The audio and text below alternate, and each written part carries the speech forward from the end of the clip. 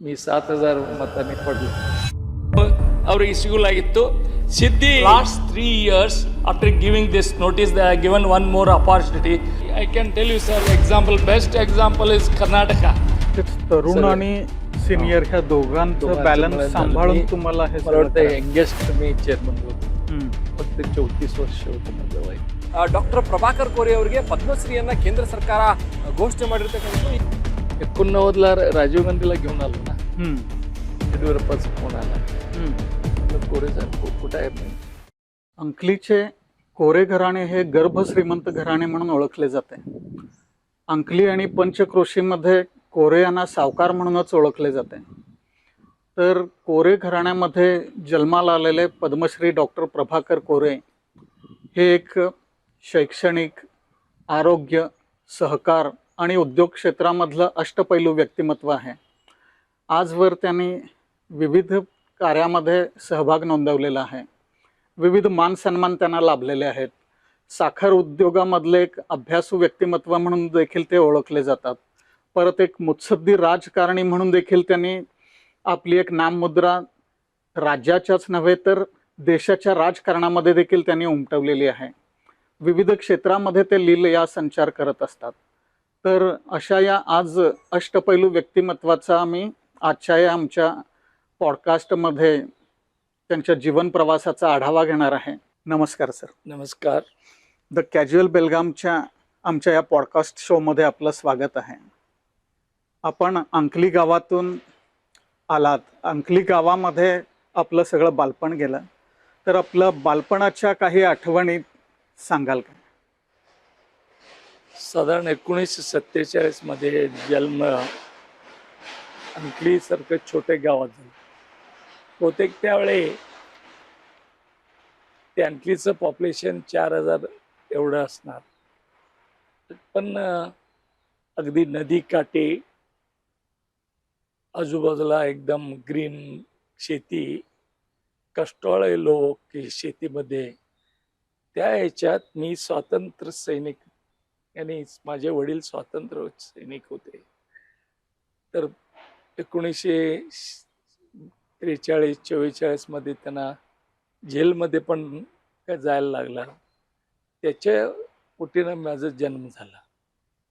आई अगदी रायबागचे पाटलांची मुलगी, शाहू महाराजांचे कारभारी होते ते पाटील, त्यांची मुलगी. तर त्याचे मी 4 भाऊ आहेत, 3 बहिणी, मी सगळ्यात लहान आहे. तर माझे वडील पूर्वी खूप मोठं व्यापारी होते. सगळे म्हणजे कुठलं व्यापार नसं असं नाही. महाराष्ट्राचे शिरोळ तालुका मिरजपर्यंत सगळे व्यापार, तंबाखूचे व्यापार, कापूस व्यापार, होलसेल किराणा व्यापार, पेट्रोल बंक, 2 पेट्रोल बंक होते.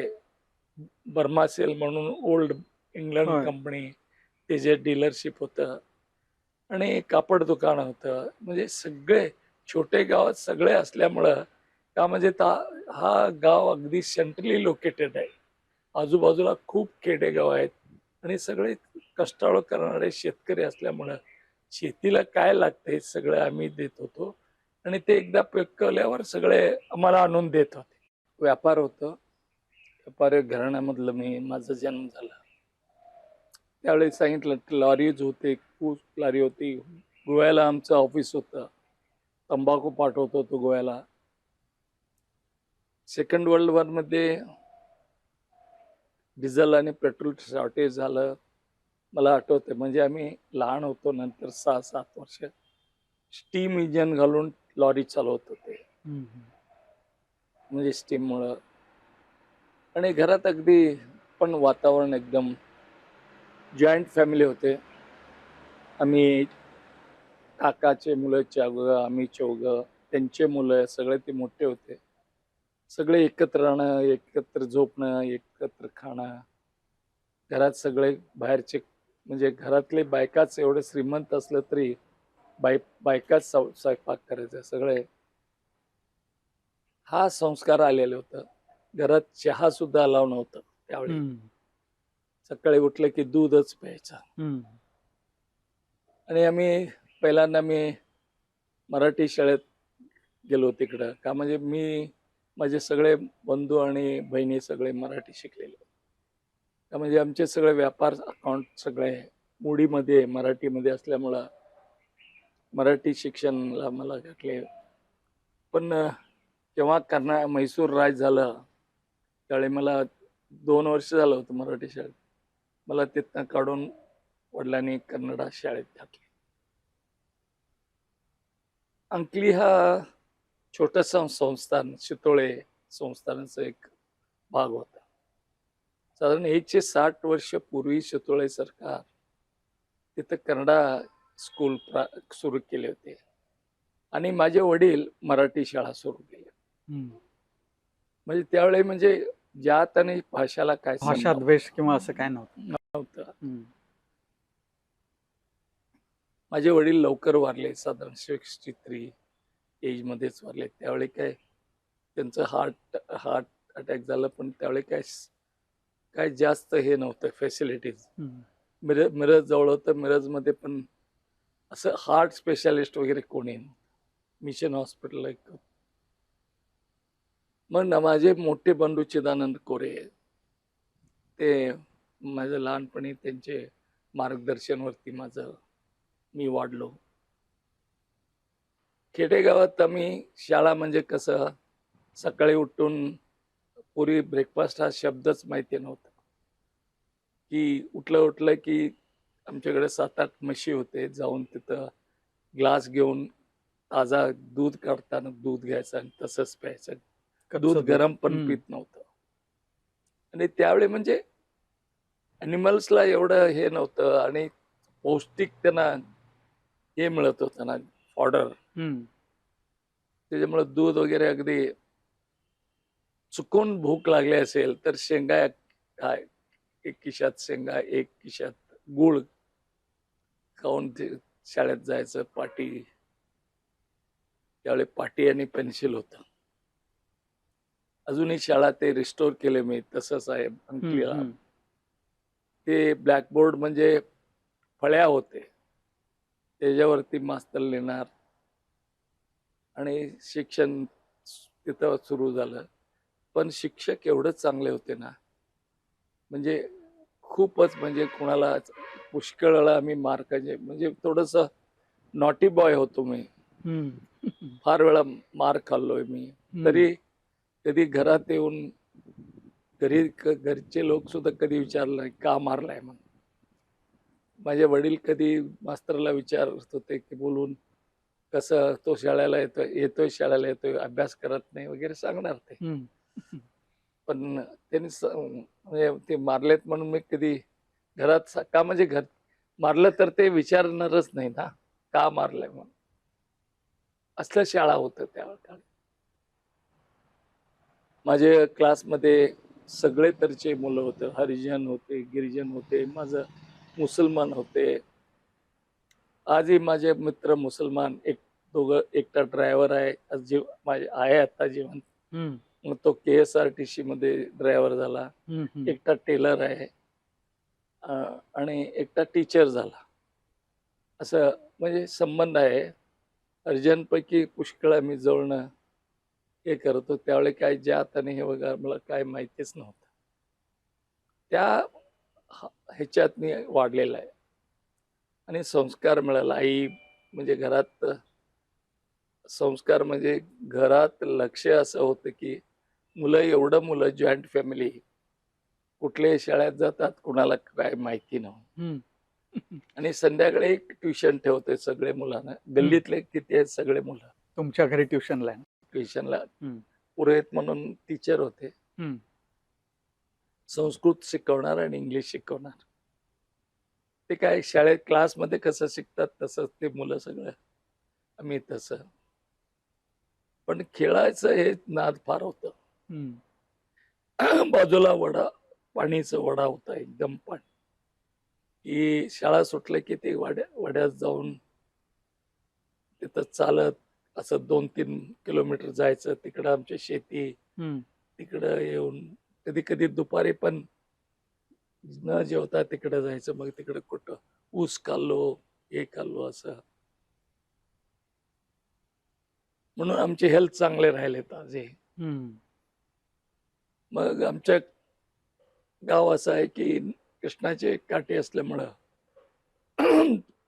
दरवर्षी महापूर, खूप मोठं महापूर येत होतं. हम्म. माझ्या घरापर्यंत येत होतं पुराचं पाणी. पुराचं पाणी. हम्म. तर ते महापूर आलं की पाणी वगैरे तेच पाणी आम्ही पित होतो, कधी बॉईल करून, कधी हे करून. फिल्टर असं हे ते काय तसं नाही. ग्लास मध्ये बघितलं ना तर चहा वाटणार. हम्म. आम्हाला कधीच त्रास, कधी सुरुवातीला थोडं लूज मोशन असणार. ते हम्म. डॉक्टर गुंडू डॉक्टर म्हणत होते, गुंडू तोरो. ते बहुतेक काय शिकले नव्हते, पण असं अनुभवाने. आयुर्वेदिक प्रॅक्टिस करत होते. हम्म. त्यांच्याकडेच गेलं ना तेवढं ते बाटली घेऊन जायचं, बाटलीत औषध देणार, कमी होत होतं. असं माझ्या लहानपणी. मग शाळा सुटलं की थोडं 5वीत आल्यावर दुकानात बसायला लावलंय. ट्रक वगैरे बघायला लावले. कोल्हापूरला वगैरे आमचे गुळ जात होतं, सांगली कोल्हापूरला. कधी तर आठवड्यात त्यांच्या बरोबर जाणार मी, वडिलांच्या बरोबर. म्हणून ते व्यापारचं पहिल्यांदा आम्हाला रक्तातच होत. आणि घरात संस्कार असं होतं की साधारण कायम एक तर स्वामीजी असणार. स्वामीजी असं त्या एरियामधले स्वामीजी कोणी आमच्या घरी आलं नाही असं नाही. श्रीधर स्वामी 2 वेळा श्रीधर तुमच्या स्वामी घरी. तर 2दा येऊन, एकदा तर आमच्याकडे मुक्काम केले. हम्म. खूप. आणि आम्ही सज्जनगडला पण गेलो होतो. हम्म. माझ्या बंधूला मुलं होत नव्हते, त्यांनी आशीर्वाद केल्यावर मुलं झाले. ते सज्जनगडला जाऊन मोठं जेवण वगैरे घालून आलं होतं. म्हणजे सगळे वातावरण, घरात धार्मिक वातावरण. धार्मिक वातावरण. आमच्याकडे कमीत कमी गावातले सगळे बायका आमच्याकडे काम करणार. तंबाखू व्यापार होता, तंबाखूचे प्रोसेस करायचं, असं वातावरण होतं. मग त्यावेळी माझे बंधू एक सिनेमा थिएटर बांधले होते तिथं. हम्म. पण माझे मोठे काका ते सुरू करायला अलाव केलं नाही. हम्म. गरिबांचे पैसे तू सकाळीपासून त्यांना द्यायचं, पगार संध्याकाळी काढून घ्यायचं. अजूनही थिएटर आहे ते. हम्म. ते सुरू केलं नाही. सगळे मशीन गिशीन सगळे होतं. असं होऊन ते वातावरण घरात सगळे. आणि 1946 मध्ये त्या एरियामध्ये कुठेही शाळा नव्हता, हम्म. हायस्कूल. माझ्या वडिलांनी एक हायस्कूल सुरली अंकली गावात. अंकली गावात. हम्म. आजूबाजूचे सगळे मुलं, शिरोळ तालुक्यातले सगळे मुलं तिकडे शिकायला येणार. आणि महापूर आलं की ते मुलं सगळे आमचे साधारण गोडाऊन मध्येच असतात, वस्तीला तिथं. वस्तीला. हम्म. मग त्यांचे जेवण वगैरे खाण. हा बालपण गेल्यावर हम्म. पुष्कळ वेळा माझं दोस्ताबरोबर भांडण होत होतं, हम्म. मारामारी. हम्म. हम्म. त्यांचे आई वडील येऊन सांगणार हम्म. माझ्या वडिलांना, हम्म. तुमचा मुलगा आमच्या मुलाला मारला. हम्म. ते आम्ही मार पण खात होतो. घरी मग वडील आणि परत शिक्षा देत होते तुम्हाला? देत होते, मारत होते की. हम्म. मारत होते. एक तर मुलगा चिखली म्हणून होता, हम्म. ईश्वर चिखली, माझा क्लासमेट. हम्म. भांडण झालं माझं आणि त्याचं. हम्म. त्यावेळी आम्हाला पाठी रोज फुटणार म्हणून पत्र्याचं पाठी देत होते. तर ते फ्रेम काढून मारलो, इथं नाकाला लागलं होतं. ते कट, ते आयुष्यभर कट झालं. गेल्या वर्षी वारला तो. ओहो. कराडला नोकरी होता. हम्म. हम्म. हम्म. असं थोडं माझं. मग नदी आलं की पुष्कळ आमचे मित्र वगैरे, असं आम्हाला पोहायला तर कंपल्सरी का. म्हणजे मग कुठं मित्राचे म्हशी वगैरे, मग त्याच्यावर बसून नदीत जायचं महापूरमध्ये. हम्म. झाडावर कुठं साप वगैरे दिसतंय काय बघायचं, ते साप उचलून परत न्यायच्या. पाण्यात टाकायचं. असलं सगळं होतं. आणि आमची शाळा अगदी नदीच्या बाजूला होतं म्हणून ते, आणि तिकडे काय बाथरूम वगैरे नाही, पाणी प्यायला पण तिकडेच पाणी प्यायचं. असं आमचे बालपणी तिकडे अगदी खेड्यातल्या ह्याच्यासारखं झालं. त्यावेळी खेळायला पण आम्ही खेळत होतो, व्हॉलीबॉल खेळत होतो, मैदानी फुटबॉल- खेळांचं प्रमाण फुटबॉल- जास्त होतं. फुटबॉल. आणि आमचे एक काकाचे मुलगा, त्याचं कुस्तीचं भयंकर नाद होतं. त्याने मैदान एक वस्ताद ठेवलं होतं आम्हाला कुस्ती शिकावं म्हणून. थोडे दिवस गेलो मी, पण मला नाही. माझे वडील पुष्कळ पैलवान लोकांना घरी म्हणजे त्यांना स्पॉन्सर केले होते. हिंद केसरी झाले त्याच्यात लोक. आणि दरवर्षी मोठं मैदान अंकलीत बस, म्हणजे सगळं जुनं संस्कार वगैरे होतं. मग माझं 8th संपल्यावर मला बेळगावला घातले शाळेला. पहिला बॅनस्मिथ मध्ये ट्राय केलो, मग नाही मिळालं म्हणून जे हायस्कूलला गेलो. मग पेइंग गेस्ट म्हणून होतो इथं. कोणाकडे होता बेळगाव मध्ये? दुधगावकर म्हणून होते. ओके. तिकडचे चिकोडी तालुक्यातले मुलं सगळे ते ठेवून घेणं. शिक्षणासाठी आले. तर पहिला देशपांडे शाळेमध्ये होतं ते, गोंधळी गल्लीमध्ये. गोंधळी. मग नंतर इकडे कॅम्प मध्ये शिफ्ट केले. मग तिथं स्पेंगेस्ट एक 3 वर्ष मी SSLC इथंच झालो. त्यावेळी SSC होतं. मग कॉमर्सला ऍडमिशन घेतलं इथं. कॉमर्स त्यावेळी कॉलेज ऑफ कॉमर्स म्हणून होता. आम्ही शिकतो. सुरुवातीला कुर्तकोटी होते आमचे प्रिन्सिपाल. सेकंड इयरला त्यांना मॅनेजमेंट काढले वाटते त्यांना. आम्ही पुष्कळ मुलं सगळे स्ट्राईक केलं होतं, पण मॅनेजमेंट ऐकलं नाही.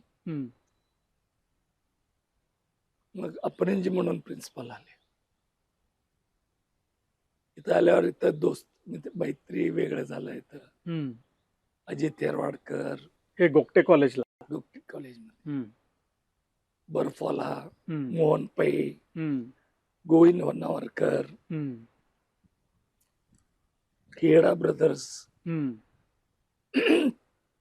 अगदी अख्खा कॉमर्स कॉलेजमध्ये 300 मुलं होते. पूर्ण गोगटे कॉलेजमध्ये 300 मुलं.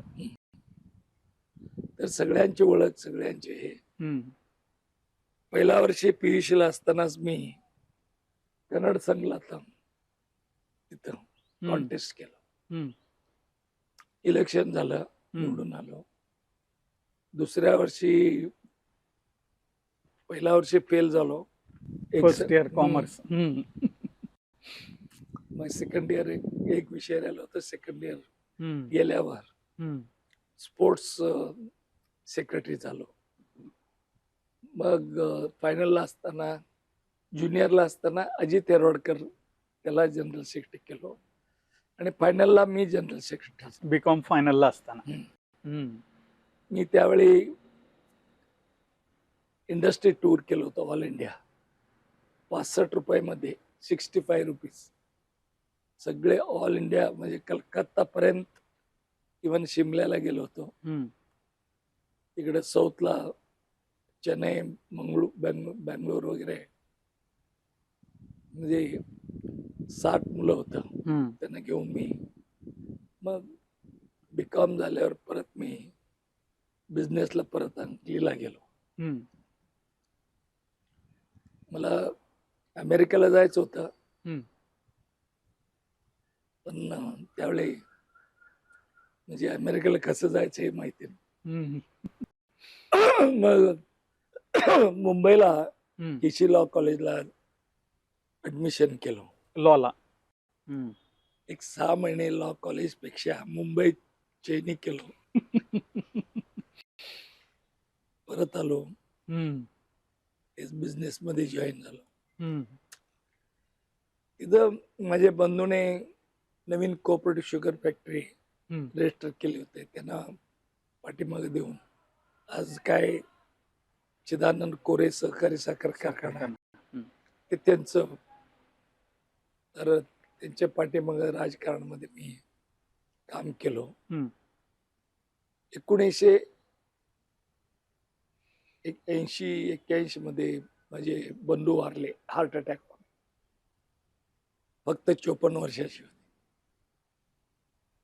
तर त्यावेळी कसं होतं, केएलई सोसायटी 3 वर्षात ते डायरेक्टर होते, इथं चेअरमन झाले होते 2दा, शुगर फॅक्टरीत चेअरमन होते.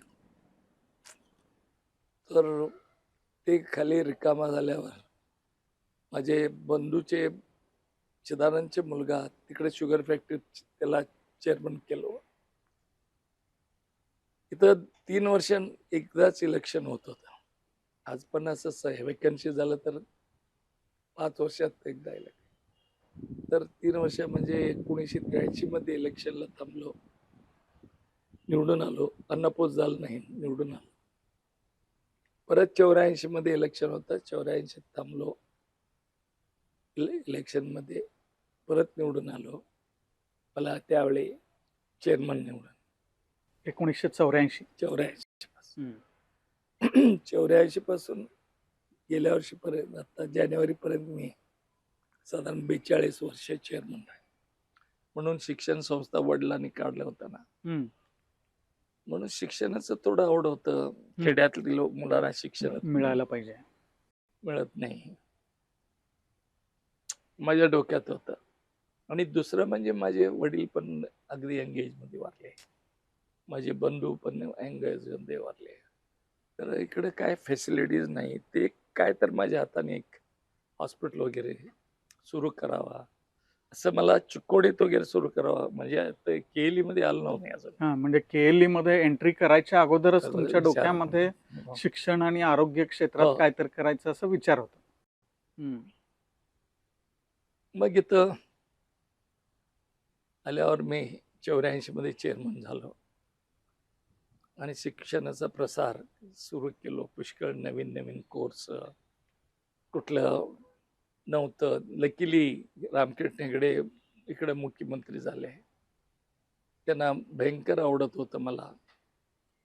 आणि त्यांनी पण मला अगदी, मी काँग्रेसमध्ये होतो का, म्हणजे पूर्वीपासून घरात सगळे काँग्रेसच होते, होय. माझे बंधू माझे. पण डायरेक्ट इलेक्शन कधी का, म्हणजे रिझर्व्ह कॉन्स्टिट्युन्सी होता चिक्कोडी पार्लिमेंट पण रिझर्व्ह आणि असेंब्ली पण रिझर्व्ह. असं होणं माझ्या बंधूला पण कधी थांबायला चान्स मिळाला नाही. इथे येऊन सोसायटीचं कारभार सांभाळलं. काय होतं, भयंकर कन्झर्वेटिव्ह होतं पूर्वी लोक आमच्या मॅनेजमेंटमध्ये. ते थोडं मी इनलार्ज करून, तेच तरुण सगळं- आणि सिनियर ह्या दोघांचं दोघांचं बॅलन्स मिळून झालं. सांभाळून मी- तुम्हाला हे मला सगळं वाटतं करायला यंगेस्ट मी चेअरमन होतो. हम्म. फक्त 34 वर्ष होतं माझं वय. मग हेगडे साहेब चीफ मिनिस्टर झाले, त्यांचे सगळे मला सहकार मिळालं. काही विचारलं, कुठलेही परमिशन मिळालं ना, पाहिजे असेल तर त्यांनी अगदी प्रत्येक, आणि पुष्कळ वेळा मी संस्थेला, मी काँग्रेसला असलं तरी, ते जनता दळ असलं तरी, होय. कधीतरी पार्टी म्हणून असं केलं नाही. ते मग वाढत आलं. मग राजकारणामध्ये शंकरानं मला तिकीट दिले होते सदलग्यामध्ये. पहिल्यांदा मी विचारलो होतो, दिले, माझं कॉन्स्टिट्युन्सी नव्हे ते. 85 मध्ये मला दिले. त्यावेळी शेगडे साहेबांचं एवढं वारा होतं, फक्त बेळगाव जिल्ह्यात 2घच निवडून आले होते, मल्हारगौडा आणि काँग्रेसचे. मी 7,000 मतांनी पडलो. Second time Virendra Patil president झाले काँग्रेसचा, आणि वीरेंद्र पाटीलचं माझं संबंध चांगलं होतं. त्यांनी मला काँग्रेस तिकीट बी फॉर्म पण पाठवले. पण शंकरांना काय वाटलं माहिती नाही, त्यांनी कोरा बी फॉर्म, एवढं पॉवरफुल होतं इंदिरा गांधीचे काल, कोरा बी फॉर्म म्हणून दुसऱ्यांना तिकीट दिले. मी नॉमिनेशन भरलं होतं. तेव्हापासून मला शंकरांची बद्दल थोडंसं, नाहीतर राजकारणामध्ये त्यांच्या बरोबरच मी. राजकारणामध्ये प्रवेश तुमचा कुणाच्यामुळे झाला? प्रवेश काय घरातच होतो की बंधू होते सगळे घरामध्ये होते, राजकारण त्याच्यामुळे राजकारणामध्ये. पण कधीच इलेक्शन कधी फेल नाही. कॉन्टेस्ट केलेलं नव्हतं. त्यामुळे सगळे रिझर्व्ह असल्या वडील एकदा बंधुराजे एकदा जिल्हा बोर्ड मध्ये होते, लोकल बोर्ड जिल्हा त्यावेळी. आणि एक माझं भावाचं कजिन पण होते, म्हणजे जिल्हा तालुका या लेवल बँकेत, कोऑपरेटिव्ह बँकेत वगैरे, किंवा गावात कोऑपरेटिव्ह सोसायटी शेतकऱ्यांचं त्याला कमीत कमी 150 वर्ष झालं कोऑपरेटिव्ह सोसायटीला.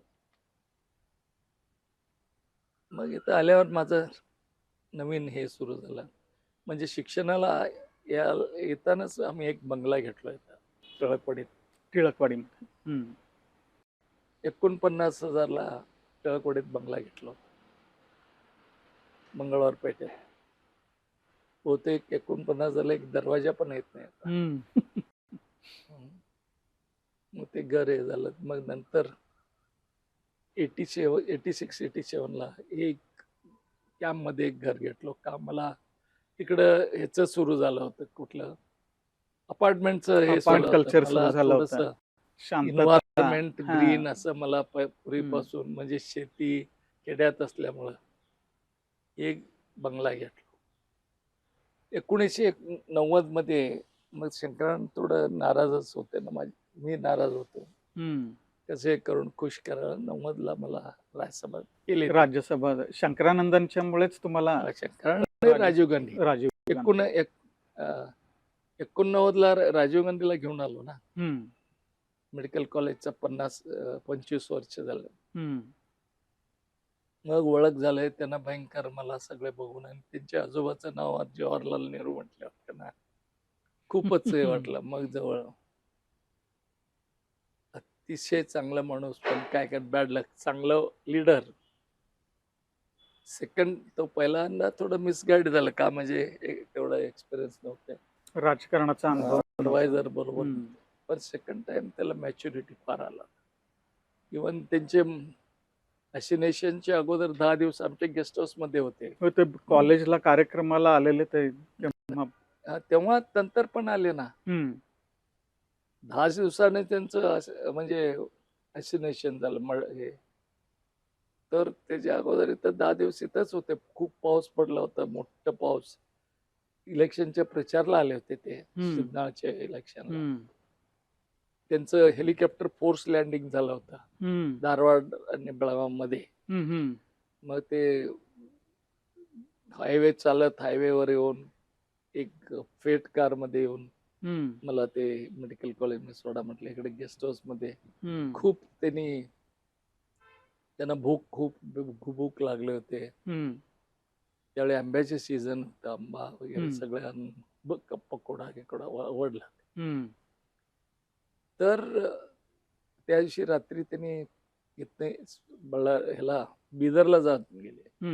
त्यावेळी तो पायलटला टेम्परेचर होत, तो पायलटला सोडून स्वतः हेलिकॉप्टर घेऊन हेलिकॉप्टर नाही एअरक्राफ्ट बिदरला गेले ते.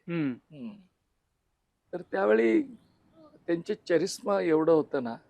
माग गर्ल्स हॉस्टेल होतं गेस्ट हाऊसचे. मग ते मुलींना कळालं की राजीव गांधी इकडे आले. त्यांनी जोरात ओरडायला सुरू केले, राजीव गांधीजींना वाद आहे. सगळ्या MBBSच्या मुली.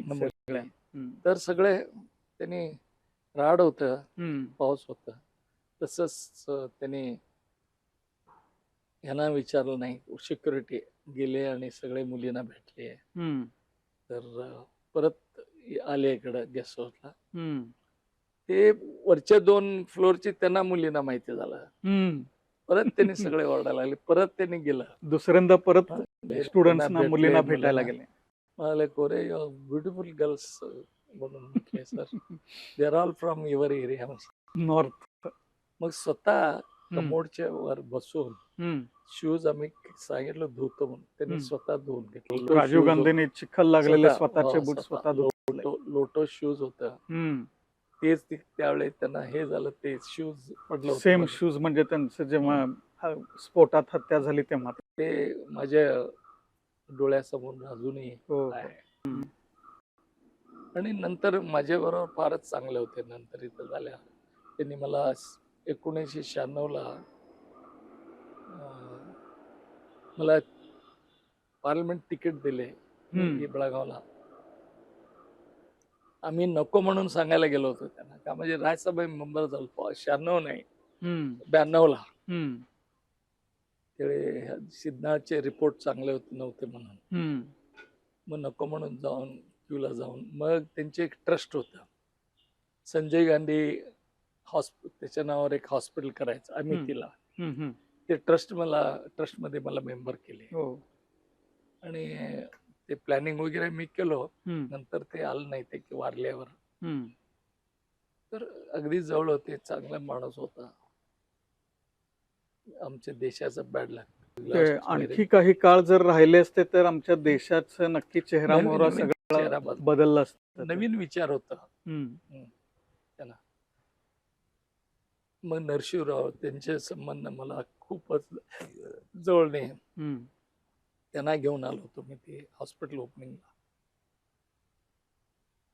तर ते हॉस्पिटल बनायचं सगळे मूर्खात काढले मला. 1000 बेड काय चालतंय बेळगावला छोट. तर काही नव्हतंच इथं. गव्हर्नमेंट हॉस्पिटल सोडलं तर अगदी छोटे छोटे कुठलं जिरगे गिंडे हॉस्पिटल होतं ते एक होतं अगदी छोट. ते काय घरात केलेलं. ते कौलारू ह्याचं मेडगुडचं होतं ते अगदी जुनं बंगल्यात ते RTO ऑफिस तिथं होतं. तर सुरुवात कन्स्ट्रक्शन केलो. पुष्कळ डॉक्टर नव्हते इथं, काय नॉलेज नव्हतं आम्हाला. तरी सगळे प्रयत्न करून बाहेरचे डॉक्टर आणलो, बाहेरचे स्पेशालिटी डॉक्टर आणलं आणि ते हॉस्पिटल स्टेबल झालं.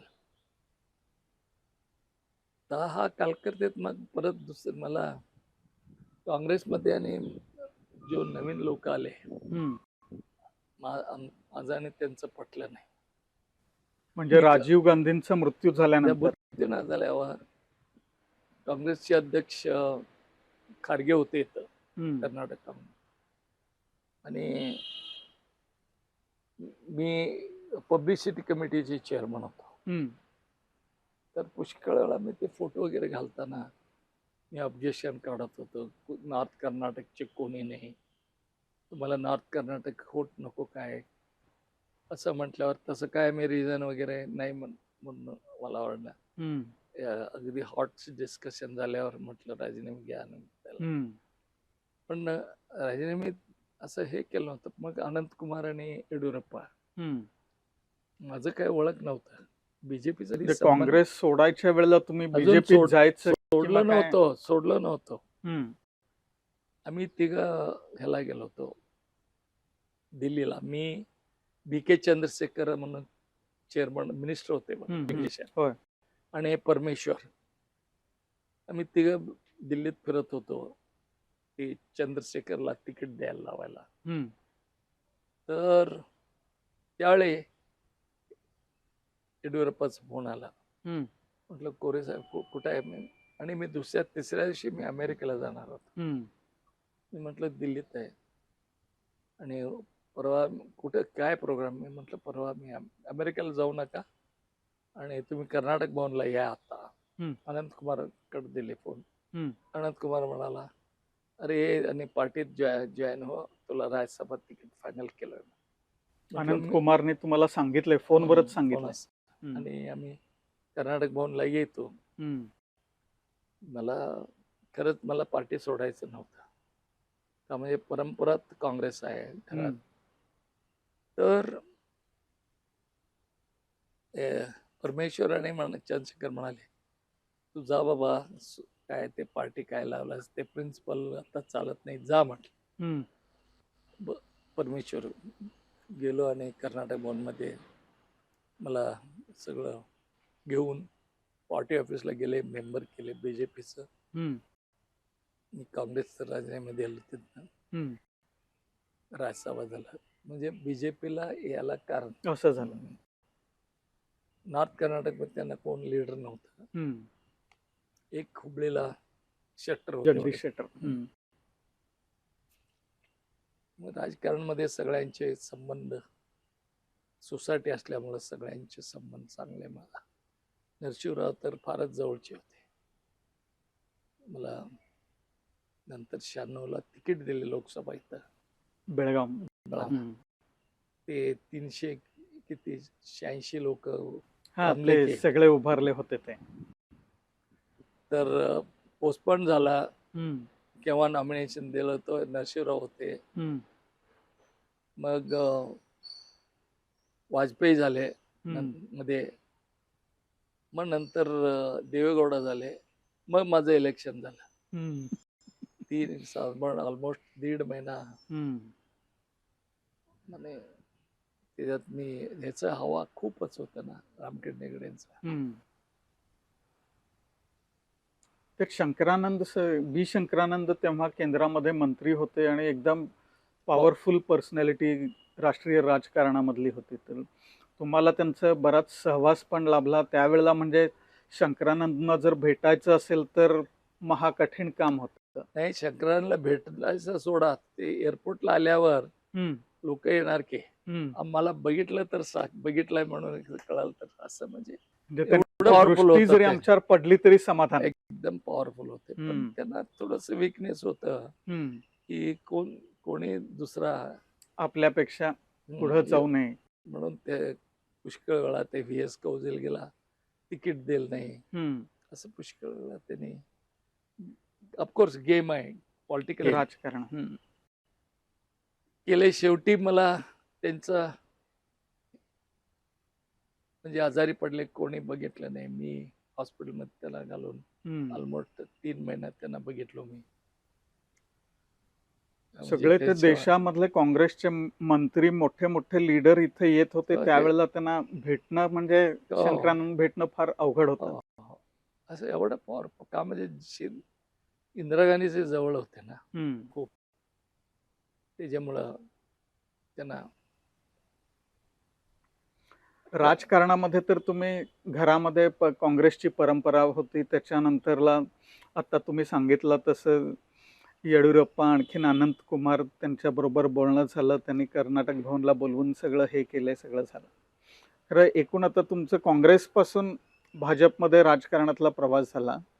एकूण ह्या राजकारणाच्या प्रवासामध्ये तुम्ही तुमचे राजकीय गुरु किंवा आदर्श असं कोणाला मानता? नाही, राजकीय गुरु तसं म्हटलं तर हे बघा, अख्खा राजकारणामध्ये मी अगदी स्वच्छ राजकारण केलं. कोणाचं एक कप चहा सुद्धा मी पिलो नाही. हे मला अगदी म्हणजे अभिमानाने वाटते. आज पण मी देवा पूजा करताना म्हटलं असंच मला ठेवा. का म्हणजे माणसाने केव्हा अट्रॅक्शन असते. तर सगळ्यात स्वच्छ राजकारणामध्ये मी बघितलेला माणूस म्हणजे निजलिंगप्पा. यस, निजलिंगप्पा. या हम्म. खूप म्हणजे काय, इवन त्याला राष्ट्रपती करायचं ऑफर आलं तरी त्यांनी नाही म्हटलं. का म्हणजे संजीव रेड्डी पडले होते ना, त्यांना द्या म्हणून. पुष्कर रामकृष्ण हेगडे त्यांना बँगलोरला तुम्ही राहा, तुमचं आता वय झालंय, एक प्लॉट देतो, बंगला बन. नाही, शेवटी त्यांना स्वतः कपडे घ्यायला त्यांच्याकडे पैसे नव्हते. निजलिंगप्पा. निजलिंगप्पा. हम्म. लोकांना खरं वाटणार नाही, पण हम्म, इट्स अ हम्म. फॅक्ट. हम्म. त्यामध्ये सगळे त्यांचे पैसे कमवले, सगळे सरदार वल्लभभाई ट्रस्टला दिले. त्यांचे गुरु म्हणजे वल्लभभाई पटेल, निजलिंगप्पांची. म्हणून वल्लभभाई पटेलचे जे ट्रस्ट होते त्याचे चेअरमन होते ते.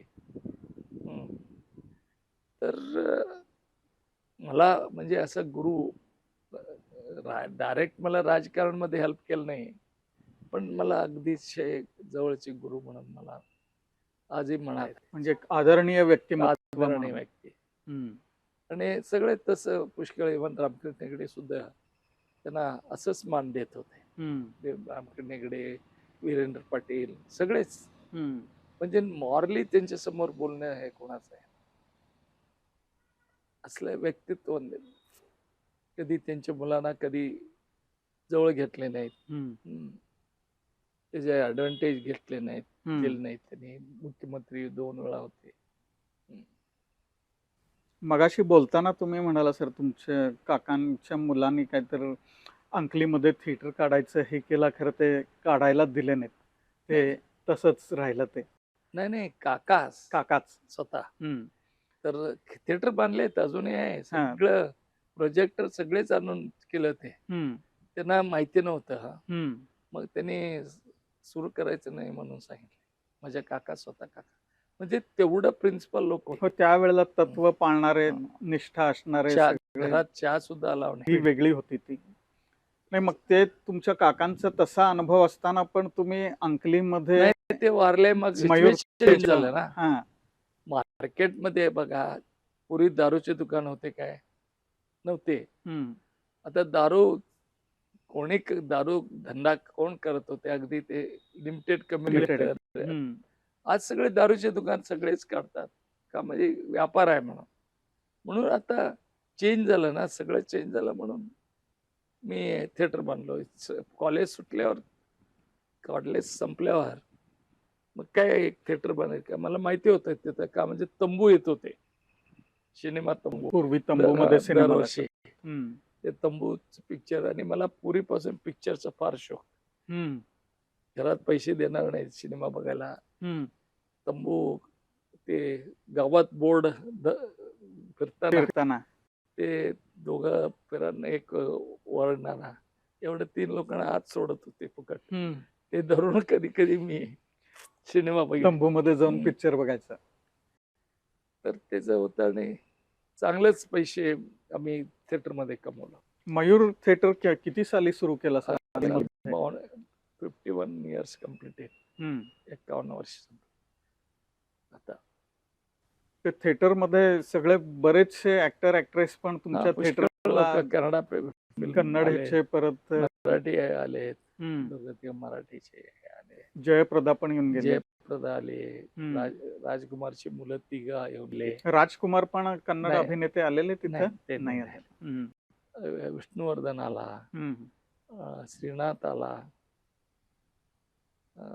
पुष्कळ, मंजुळा आली होती, भारती आली होती, पुष्कळ. तिथं म्हणजे कुठल्या पिक्चरना तिकडचे लोक जास्त रिस्पॉन्स देत होते? मराठी, कन्नड, हिंदी? तर तुम्हाला असं बॉर्डर असल्यामुळे मराठी पिक्चर जास्त चालत होते. आम्ही थिएटर सुरू केल्यावर काय झालं, मराठी इंडस्ट्री एकदम डाऊन झाली, आणि लकीली कन्नड इंडस्ट्री एकदम वर. राजकुमार आला, नवीन इंट्रोड्यूस झाला, त्याच्यामुळं खूप B.R. पंतलूचे खूप पिक्चर आले त्याच्या डायरेक्शनचे. तर खूप त्यांनी, राजकुमारने सगळे थिएटर मालकांना पैसे भरपूर कमवून द्याला. एक पिक्चर आमचे 3-3 महिने चालत होते. आज पण थिएटर सुरू ठेवलंय, सगळे बंद ठेवले असले तर आमचे थिएटर सुरू आहे. रोज 4 खेळ आहे, रोज 4 शो आज पण अंकलीमध्ये मयूर थिएटर मध्ये होतात आहे. कुठला म्हणजे त्या काळामध्ये कुठला असं पिक्चर हे ते असं जास्त चालला किंवा झाले काय? ते म्हणजे पुष्कळ राजकुमारचे सगळे, आणि भक्त शिर्याळ म्हणून एक पिक्चर आहे, ते म्हणजे भक्ती, संत तुकाराम, गोरा कुंभार, असं म्हणजे धार्मिक खेड्यात पौराणिक आणि धार्मिक ह्याच्यावरचे पिक्चर जास्त चालत. सनादी अप्पन्ना, असं पुष्कळ. मग हिंदी थोडे दिवस चालत, जास्त चालत नाही, पण ठीक आहे, 1 आठवड्याभर. तुमचं आता जरी तुम्ही भाजपमध्ये आहे आता सध्या, त्याच्यापूर्वी काँग्रेसमध्ये होता, खरं जनता दल असून दे किंवा जनता पक्ष असून दे किंवा आणि कुठला समाजवादी पक्ष असून दे, सगळ्याच पक्षाच्या नेत्यांच्या बरोबर अगदी तुमचे म्हणजे चांगले संबंध, सलोख्याचे संबंध आहेत. हे म्हणजे कसं की सगळ्यांच्या बरोबर जुळवून घ्यायचं, त्यांच्या बरोबर रिलेशन मेंटेन करायचं, हे तेवढं सोपं काम नाही. हे सगळं तुम्ही म्हणजे सगळ्या पक्षांच्या नेत्यांच्या बरोबर कसं काय चांगल्या पद्धतीने रिलेशन? मला लहानपणापासून मित्र करणं हे आवडत होतं. शाळेत असताना पण सांगितलं ना, मित्र एवढं होतं. आज पण मित्रांचा संबंध ठेवलाय मी. वॉकिंगला आज पण कॉमर्स कॉलेजचे आम्ही सगळे क्लासमेट सकाळी 6ला वॉकिंगला जातो. दुर्दैव त्याच्यात 3-4 वारले. तर संबंध ठेवायचे मला आहे आणि ते एकदा मला ओळख झालं ना, मग त्यांना त्यांना पण मी आवडतोय, माझे स्वभाव वगैरे. खरं आणि मी तर त्यांना स्वभावाचं ॲडजस्टच करतो ना. त्याच्यामुळे सगळे पार्टीचे लीडर मला संबंध आहे. सगळे मग माझे कुठल्याही कुठे कार्यक्रमाला बोलवलं तर आलेले आहेत. येतात, आज पण येतात. येतात. काय प्रश्न नाही. सगळ्यांच्या बरोबर तुमची मैत्री, सगळ्या पक्षाच्या नेत्यांच्यावर मैत्री तर आहे, हे माहितीच आहे. खरं ह्याच्यामध्ये राष्ट्रवादीचे जे सर्वेसर्वा शरद पवार साहेब आहेत, त्यांच्याबरोबर तुमचे मैत्रीचे घनिष्ठ संबंध आहेत.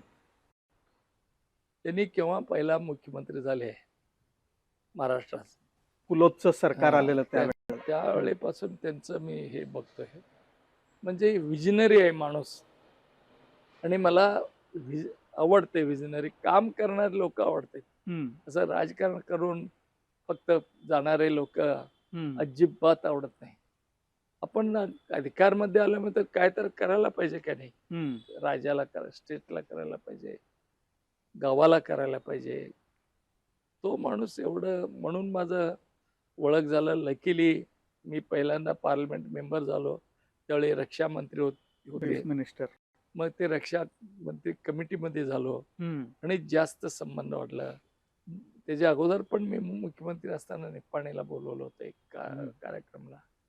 आणि कोऑपरेटिव्ह साखर कारखाने असल्यामुळं ते फेडरेशनमध्ये वगैरे मी व्हाईस प्रेसिडेंट म्हणून होतो नॅशनल फेडरेशन. त्याचं संबंध आलं आणि माझं काम करायचं पद्धत त्यांना एवढं आवडते. काम करणारे पाहिजे त्यांना पण. आम्हाला पण तसलं लीडर आवडतंय. उगाच ते मुख्यमंत्री झालोय म्हणून पुष्कळ लोक मुख्यमंत्री झाले, न काम करता मुख्यमंत्री पुष्कळ लोक गेलेत. त्याला अर्थ नाही ना.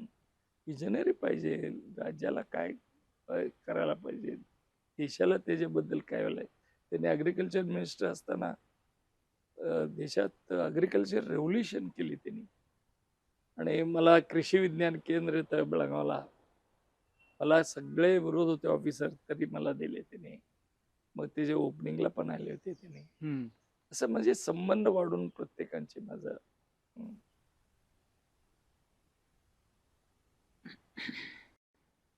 आता देशामध्येच नव्हे तर आशिया खंडामधली सगळ्यात मोठी शिक्षण संस्था म्हणून केएलई संस्थेचं नाव घेतलं जात आहे. तर तुम्ही जेव्हा केएलईच्या कार्याध्यक्ष पदाची जबाबदारी स्वीकारला त्यावेळेला अगदी म्हणजे शाळा आणखीन कॉलेजची संख्या बोटावर मोजायची एवढी इतकीच होती.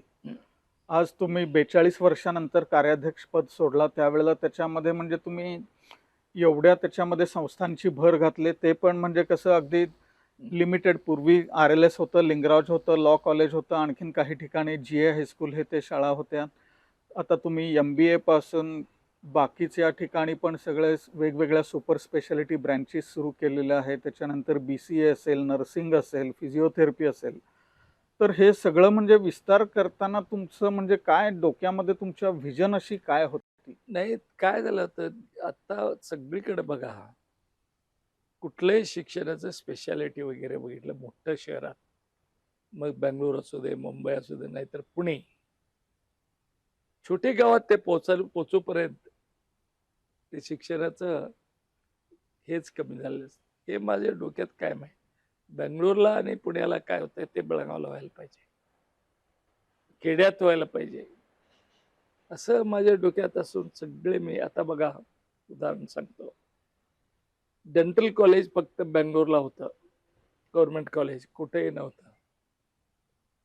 मग मी फर्स्ट टाइम कर्नाटक युनिव्हर्सिटीमध्ये सिलेबस नव्हतं, सिलेबस आणून मीच दिलो. डेंटल कॉलेज हेगडे साहेब असताना मला दिले.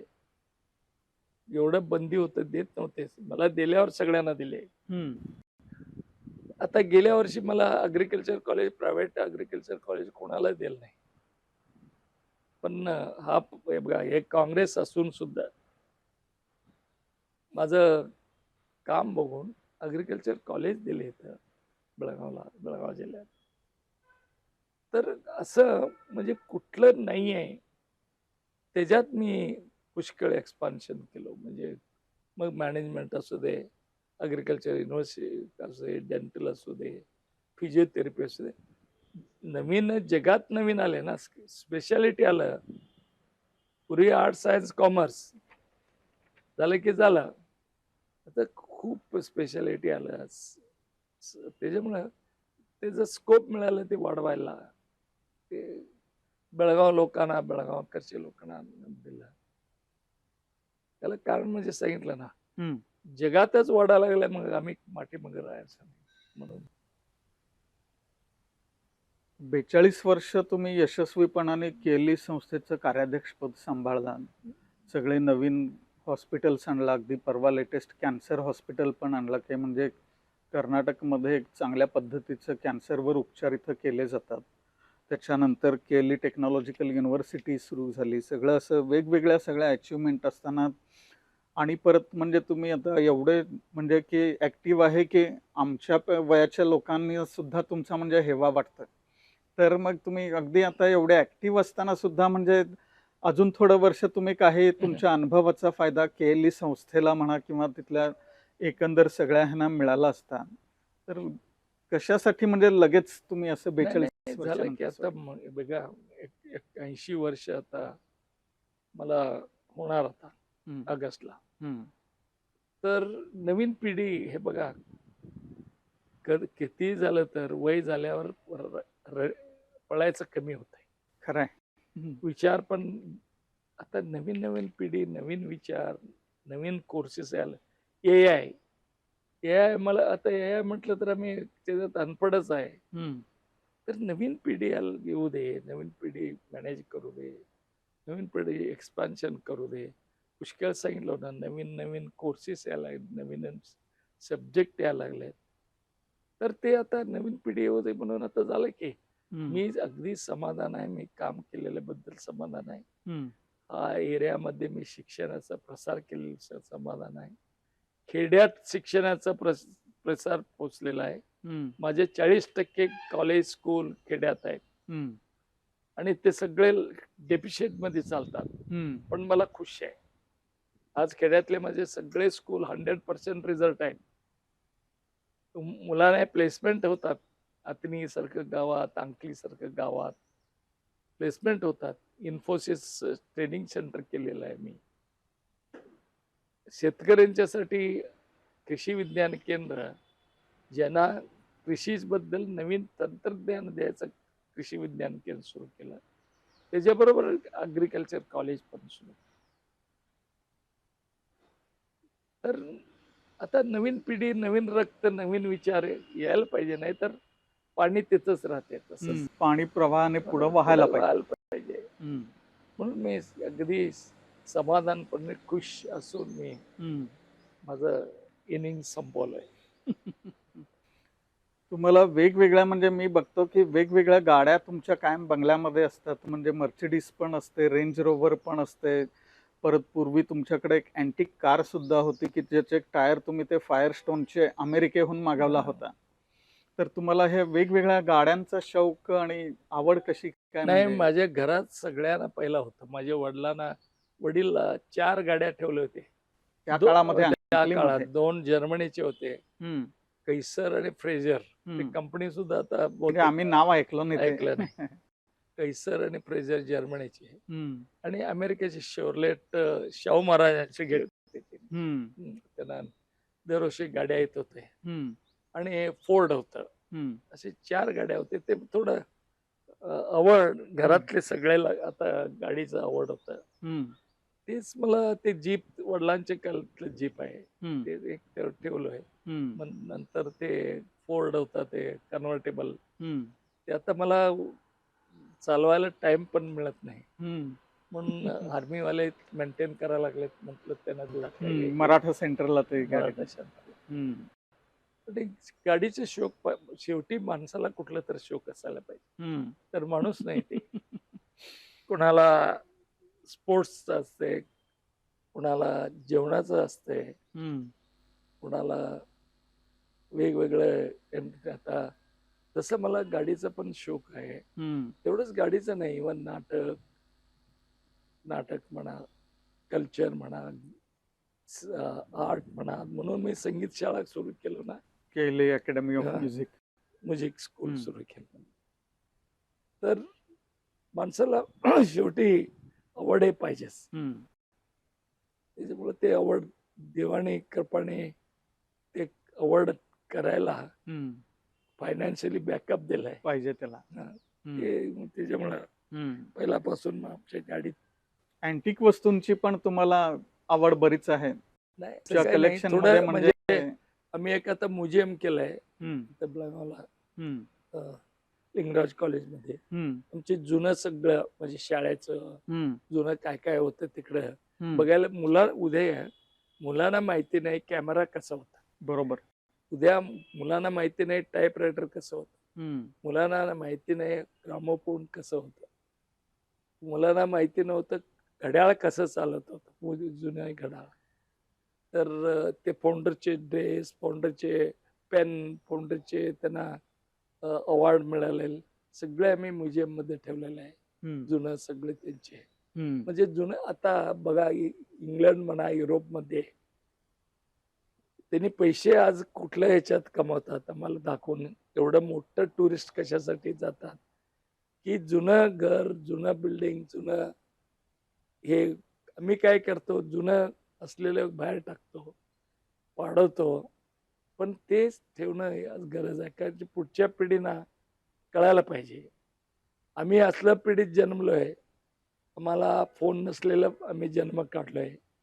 फोन आलं तर फोन लावून बोलायला कमीत कमी 3-3 तास थांबायला, थांबायचं.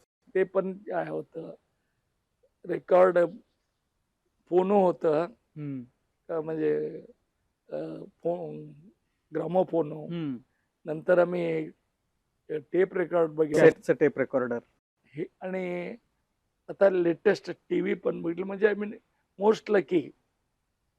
तेव्हाच काल पण बघितलोय, आज पण हा बघतो. आम्ही गाड्या वगैरे पूर्वी हँडल मारून गाड्या सुरू करायचं, पण गाड्या बघितलंय. होतं. आज गाड्या अगदी ऑटोमॅटिक स्टार्ट होतात, हे इलेक्ट्रिक. पण बघितलंय. Power Electric. स्टेअरिंग आहे हम्म. बघतोय. पूर्वी स्टेअरिंग फिरवायचं म्हणजे तो ड्रायव्हरला छातीत हे येत होते.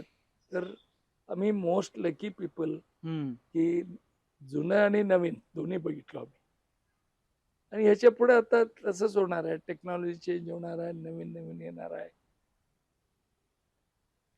तर तर प्रत्येक आता तुम्ही तुमचा आजपर्यंतचा सगळा यशस्वी प्रवास झालेला आहे. तर प्रत्येक यशस्वी पुरुषाच्या मागे एक स्त्री असते म्हणतात. तर अशा ताईंची तुम्हाला आजपर्यंतच्या प्रवासामध्ये कशी साथ मिळाली?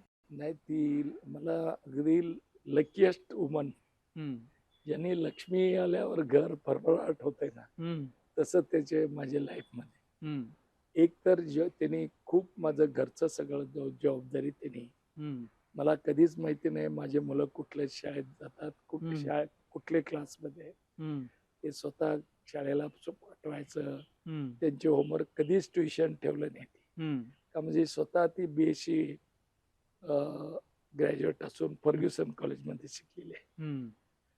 तर कधी ट्युशन कुणालाही मुलांना ट्युशनला लावून घरामध्येच त्यांचा अभ्यास घरामध्ये. घेतला. हम्म, आणि चांगले संस्कार मिळालं नाही तर मी रोज फिरणार बाहेर. तर कधी मी आल्यावर मुलं झोपत होते, हम्म, मी उठायच्या अगोदर शाळेला जात होते. सगळे त्यांनी जबाबदारी केलं, घराचं जबाबदारी घेतलं. हम्म. आणि माझ्याकडे येणं जाणं खूप लोकांचं असते. ते पाहुणे असू दे, राजकारणी पॉलिटिकली लोक. गेस्ट असू दे, हम्म, ते सगळे जबाबदारी खुशीने हम्म, करत होते. आजी करता ते. हम्म, मग ते लक्ष्मी म्हणायलाच पाहिजे ना. हम्म. ते घर शांत असलं तर माणसाचं खरं आहे. ते डबल शांत आहे, म्हणून मी एवढं काम. आतापर्यंत तुम्हाला सगळं हे मान सन्मान म्हणा किंवा हे ते डॉक्टरेट मिळाली, सगळं अगदी लेटेस्ट तुम्हाला पद्मश्री पण मिळाला. तर मग हे सगळे जागतिक कीर्तीच्या लोकांची भेट झाली सगळ्यांची, मोठे इंडस्ट्रियलिस्ट असतील किंवा आणि कोण कोण असतील. तर तुम्हाला आता ह्या स्टेजला पोहोचल्यावर पण अजून तुम्हाला असं वाटतंय की बाबा माझ्या हातून आणखीन काय तर करायचं राहिलंय किंवा मला पुढच्या काळामध्ये हे करायचं आहे? नाही, जोपर्यंत माझं जीव आहे मी तर काम करणार आहे. हम्म, ते मग कुठले हे असू दे, हेल्थ हेल्थमध्ये काम करू, गरिबांच्या कामासाठी करू, शिक्षणासाठी करू, इंडस्ट्रीसाठी करू, शेतकऱ्यांच्यासाठी करू, हे सगळे माझे फेवरेट सब्जेक्ट आहे. तर नक्कीच मी, नाहीतर मला असं रिकामा बसून सवय नाही आहे. नक्कीच काम करा, आणि जोपर्यंत होते काम करणार. देवाने हेल्थ चांगले दिलेत, त्याचा उपयोग आणि काम करण्यासाठीच दिलंय म्हणून असं माझं हे आहे. पुनर्जन्म झालं त्याच्यासाठी मी खूप मानतो ते.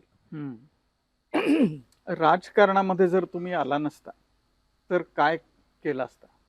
राजकारणात मोठं इंडस्ट्रियलिस्ट होतो, मोस्ट बिझनेसमॅन होतो. त्याच्यामुळे माझं दुर्लक्ष झालं बिझनेसकडे आणि इंडस्ट्रीकडे. नाहीतर इंडस्ट्री वाढवायचं. इंडस्ट्री म्हणजे कुठल्या ह्याच्यामध्ये तुम्हाला इंटरेस्ट असं? नाही, असं एकच नाही. हां. शेतकऱ्यांचं बेस इंडस्ट्री म्हणा, Grow base. Grow base. पुष्कळात काय इंडस्ट्री कुठलं चालतंय त्याच्यावरती अवलंबून आहे ना. आता मग हे जबाबदारीतून बाजूला आल्यानंतर आता काही नवीन उद्योग किंवा काय हे करायचं असं तुमच्या मनामध्ये काय योजना आहे काय, की बाबा ज्याच्यामुळे काही या लोकांना वयात काय नवीन सुरू करायचं काय मनात नाही. पण सुरू आहे. जुनं माझं थोडं रिअल इस्टेट बिझनेस करत होतो बँगलोरला, ते थोडं इन कॅश करतोय मी आता. सगळं तसं मला टाइम मिळत नव्हतं. बेळगावला होतं जुनं थोडं प्रॉपर्टी घेतलं होतं, ते सगळं आता डेव्हलप करतोय मी. आता तुम्हाला सर 10 क्वेश्चन विचारतो, रॅपिड फायर राऊंड म्हणून तुम्हाला विचारतो, एक ह्याच्यामध्ये तुम्ही उत्तर द्यायचं. तुमची आवडती डिश कुठली आहे? माझं आवडते व्हेजिटेरियन भाकरी, झुणका, चटण्या, वांगी भात, वांगी आणि दही, हे रोजचं माझं जेवणाचं. आणि कुठलेही ग्रीन व्हेजिटेबल. आवडतं टुरिस्ट प्लेस कुठलं? इंडियामध्ये मला खूप आवडायचं म्हणजे युजली आता टेम्परेचर वगैरे कमी असल्यामुळं मला म्हणजे हिल स्टेशन सारखं महाबळेश्वर वगैरे आवडायचं. तुम्हाला आवडलेला पिक्चर कुठला? मला आवडलेला लहानपणी असलेलं एक तर मुघल आझम आणि मदर इंडिया, हे 2 पिक्चर. आवडती हिरोईन कोण आहे तुमची? मधुबाला. आवडता हिरो? दिलीप कुमार, राज कपूर. आणि खास मित्र कोण आहेत? खास आनंद सराफ आहेत. माझ्या स्कूलमध्ये आलेले विरगे आहे, अनिल बागी आहेत. गेल्या महिन्यात वारला मोहन पै. हे सगळे आमचे खास मित्र आहेत. आवडतं राजकारणी कोण? नॅचरली मोदी साहेब. आवडता स्पोर्ट्स कुठला? स्पोर्ट्स आता हल्ली मला फुटबॉल आवडते. कायम रिझल्ट असते म्हणून फुटबॉल आवडते. आवडता स्पोर्ट्समन? आता मला इथं इंडियात फुटबॉल कोण खेळणार आहे तसं फेमस नाही आहे, पण ठीक आहे. तुमची हॉबी काय आहे?